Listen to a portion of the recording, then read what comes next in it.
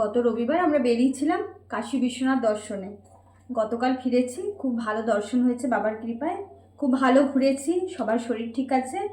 তো আমার মেয়ের একটা ব্যাপার আছে, বাইরে বেরোলেও একদম ভাত খেতে পারে না। এই 4-5 দিন ও ভাত বিশেষ খায়নি, তাই ও বলেছে আজকে 3 বেলায় ভাত খাবে। সকালেও ভাত খাওয়া হয়েছে, আর এখন খাবে, আবার রাতেও নাকি ভাত খাবে। তো দেখো আজকের মেনুগুলো কি কি আছে। এ দেখো গরম গরম ভাত আছে, এখানে আছে বেগুন ভাজা, এটা আছে মাছের তেলের বড়া, আর এইটা করেছি লাইলেন্টিকা মাছ, বেগুন দিয়ে করেছি, টমেটো বেগুন আর পেঁয়াজ দিয়ে এটা হালকা পাতলা একটা ঝোল করেছি।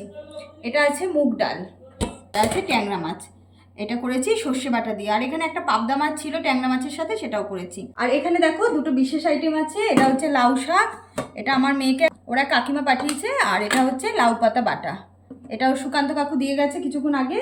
এই যে লাউ শাক আর লাউ পাতা বাটা, এতগুলো আইটেম হয়েছে, এবার খাওয়া দাওয়া হবে।